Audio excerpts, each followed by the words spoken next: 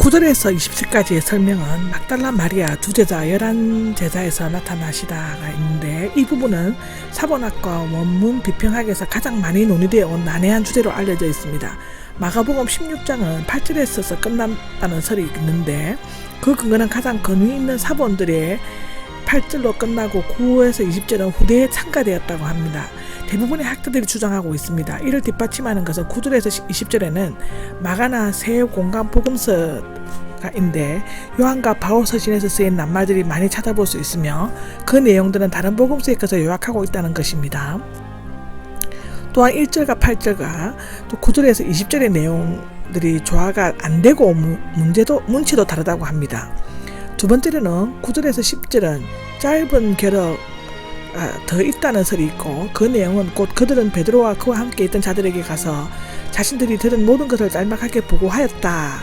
그 후 예수님께서 친히 제자들을 등에서부터 서에서까지 보내셔서 영원한 구원에 관한 신성하고도 불멸의 선포를 하시게 하셨다인데, 세 번째로 9절과 20절에 더 있다는 설은 그 근거로는 사본에 수록되어 있으며 옛 두루마리의 끝부분이 손상이 당했거나 유실되어서 가능성이 있습니다. 그것을 안 초대교회가 뒤늦게 다른 복음서의 내용을 요약해 전개했다는 것인데, 분명한 것은 9절에서 20절에 어떤 신학적인 오류가 없을 뿐 아니라 새 복음서의 내용들을 충분히 보충해주고 있다는 사실입니다. 어떤 사본에는 짧게 결어와 긴 결어가 함께 기록되어져 있습니다. 어느 입장을 취하든지 9절에서 20절 부분은 성경의 가장 핵심적인 요소들을 정확하고 성실하게 다루고 있는데, 성령의 계시에 의해 기록된 하나님의 말씀임에는 의심의 여지가 없습니다. 막달라 마리아가 부활을 처음으로 목격한 자임을 증거해주고 있는 것입니다. 9절을 보면 그 주간에 시작되는 첫날 이른 아침에가 나오는데, 의미는 2절과 같지만 원어는 달리 사용되고 있는데, 막달라 마리아 이미 소개된 적이 있으며 부활에 대한 기사에서 그녀를 7 귀신을 쫓아내어 주신 적이 있었습니다 라고 소개한 곳은 이곳뿐입니다. 그녀는 부활의 첫 목격자와 증언자가 되었습니다. 아멘. 10절입니다. 예수님과 함께 지내던 사람들인데 11제자들이지만 그 외에 평소 예수님을 따르던 자들도 포함되어 있습니다. 슬퍼하며 울고 있었다는데, 예수님께서 잡히실 때 뿔뿔이 흩어져 도망간 제자들이 다시 모여 슬퍼하고 울고 있었다고 합니다. 그들은 자신들이 따르는 예수님이 십자가에 돌아가신 것과 자신들이 비겁하게 도망간 것을 생각하면서 슬픔과 후회의 눈물을 흘리고 있었던 것입니다. 그 이유는 그들이 예수님의 부활을 믿거나 기대하지 않았기 때문입니다. 10절입니다. 듣고도 믿지 않았다가 나오는데, 누가에서 여자들이 말이 헛된 소리처럼 들렸으므로 그 여자들은 믿지 않았다라고 했습니다. 도마는 예수님의 부활을 믿지 않았고, 갈릴리에서는 주님을 뵙고도 오히려 의심하는 자가 있었습니다. 제자들이 마리아의 증언을 믿지 않으려고 했던 것은 부활이 그들에게는 너무나 뜻밖의 일이었기 때문이라고 마태복음 28장 17절에 기록되고 있습니다. 12절에서 13절은 엠마오로 가는 두 사람의 이야기를 간략하게 요약한 내용이고요. 시골인데 원래 밭을 의미하였고 시골을 나타내며, 여기에서는 엠마오입니다. 다른 모습으로 예수님의 모습은 부활 전과 후가 달랐기 때문에 막달라 마리아나 엠마오의 두 제자도 알아보지 못했던 것 같습니다. 그러나 후에 눈이 밝아져 비로소 예수님을 인 줄 알게 되었다가 누가복음 24장 31절에는 기록하고 있습니다. 14절에서 18절에는 그 후에 음식을 먹고 있을 때인데, 그 후에는 막연한 어느 때를 가리킵니다. 예수님은 여러 차례 제자들에게 나타나셨다고 성경은 기록하고 있습니다. 마태복음, 누가복음, 요한복음에 있습니다.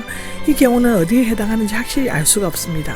믿음 없는 것과 마음이 완악한 것, 믿음 없는 것은 근본적으로 믿음이 없는 것이 아니라 믿음이 매우 약해진 상태를 말하고, 마음이 완악한 것은 확실한 증거가 있는데도 마음이 굳어져 믿는 것을 거절하는 것을 의미한다고 하는데요. 불신앙은 완악한 마음의 뿌리를 받고 있는데, 이러한 마음을 가지게 되면 믿고 받아들이기를 거절하게 됩니다. 예수님께서 이런 단어들을 사용해서 제자들을 부르시는 것은 처음입니다. 그동안 제자들은 예수님께로부터 많은 가르침을 받았을 뿐만 아니라 부활에 대해서도 여러 차례 예고하시는 말씀을 들었음에도 불구하고 믿지 않았다는 것은 심한 꾸지람을 들을 만한 충대한 잘못이 있습니다. 15절에는 복음을 선포하라가 나옵니다. 예수님께서는 그들을 포기하지 않으시고 다시금 온 세상으로 가서 복음을 선포할 수 있는 기회와 사명을 주셨다고 마태복음 28장 19절에 나와 있습니다. 여기에서는 특히 유대인이 한 길을 떠나서 이방인에게 전도해야 할 것을 강조하고 있습니다. 얼마 후 그들은 성령의 충만함을 받아 사마리아와 땅끝까지 가서 예수님의 증인으로서의 사명을 다할 것입니다. 이것은 사도행전 1장 8절, 2장 1절에서 4절에 나옵니다. 6절입니다. 믿고 세례를 받은 사람이 나오는데 여기의 세례는 의례적인 세례가 아니라 성령 세례를 의미합니다. 믿음과 세례는 불과 분리의 관계를 가지고 있는데 세례는 자신의 믿음을 외적으로 표현하는 하나의 징표이며 구원의 조건은 아닙니다. 참으로 믿는 자는 의식적인 세례와는 관계없이 성령 세례를 받게 되는데 마가복음은 요한의 회개의 세례와 예수님의 세례 받으신 것으로 시작되고 있습니다. 이 두 가지 세례는 마지막 끝부분에서 또다시 강조되어 있는데 마태에는 성부와 성자와 성령의 이름으로 세례를 베푸도록 명하고 있습니다. 믿지 않는 사람은 다음에 세례를 받지 않는 사람이 생략된 것은 세례가 구원의 필수 조건이 아님을 암시하고 있습니다. 믿는 것과 믿지 않는 것의 결과는 구원과 정죄로 나타내어지고 있다고 요한복음 20장 23절에는 말하고 있습니다. 는 이러한 표적이 따를 것이다 라고 말하고 있습니다. 믿음을 위해서가 아니라 복음 전도를 위해 5가지 표적을 주셨습니다. 첫째는 내 이름으로 귀신을 쫓아내고, 둘째는 새로운 방언을 말하고, 셋째는 뱀을 집어 올리며, 넷째는 독을 마셔도 아무런 해를 입지 않으며, 다섯 번째로는 병자들에게 손을 얹으며 병이 나을 것이다 라고 했습니다. 예수님께서 친히 행하셨고 사도들도 행했는데 그러나 이러한 이적들은 은사를 믿는 자들이 오직 예수님과 그 복음을 믿게 하고 또 믿기 위해 행해야만 하며 자신의 인기와 영광을 위해서 행해서는 결코 안 된다고 기록하고 있습니다. 그래서 20절에는 예수님께서 성천하신 것은 이거 외에도 누가 복음과 사도행전에도 기록되어져 있습니다. 요한복음 20장 10절에도 암시되고 있는데 누가에는 장소, 사도행전에는 날짜까지 밝혀지고 있습니다. 19절을 보면 하늘로 들려 올려가셨어가 나옵니다. 이때는 예수님께서 부활하신 후 40일 후였고 장소는 베다니 부근이었고 갈림산이었습니다. 사도행전 기자는 예수님께서 하늘로 올라가시는 장면을 구체적으로 자세히 기록하고 있습니다. 사도행전 1장 9절 10절 보시면 됩니다. 예수님께서 이 땅 위에 오실 때는 초라한 말구 위에서 태어나셨지만 하늘로 올라가실 때는 영광스러운 모습으로 올리셨다고 빌립보서 2장 11절에는 말하고 있습니다. 이제 예수님께서는 시간과 공간을 초월하여 믿는 자들과 늘 함께 하시며 성령을 통해 때마다 일마다 도와주신다라고 합니다. 예수님의 부활을 믿는다면 자연히 그의 성천도 믿어질 수밖에 없죠. 하나님 오른편에 앉으셨다는 예수님이 하나님이 오른편에 앉으신 것을 실제로 목격한 사람은 없습니다. 그러나 예수님께서는 이 사실을 미리 예언하셨죠. 마태복음 26장 64절에 나옵니다. 또한 성자께서 본래의 위치로 회복하시다는 관점에서 볼 때 경건한 믿음의 눈으로 바라볼 수 있고 확신할 수 있습니다. 그런 의미에서 이 표현은 구약의 예언, 즉 시편 110편의 1절과 같이 예수님의 예언을 반영한 성도들의 신앙 고백이라고 할 수 있죠.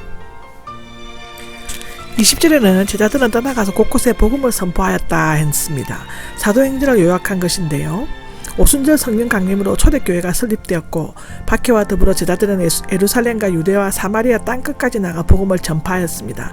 예수님의 부활과 성천의 역사적 사실임을 뒷받침하는 세 가지 확실한 증거는 교회와 신약 성경과 주일입니다. 하늘로 올라가신 예수님은 약속대로 보혜사 성령을 보내셨죠. 요한복음 16장 7절에 나옵니다. 성령을 통해 제자들로 하여금 표적과 능력을 행하게 하였으며 또한 믿는 자들과 세상 끝날까지 함께 하실 것입니다. 아멘. 이것으로서 마가복음은 모두 끝났습니다.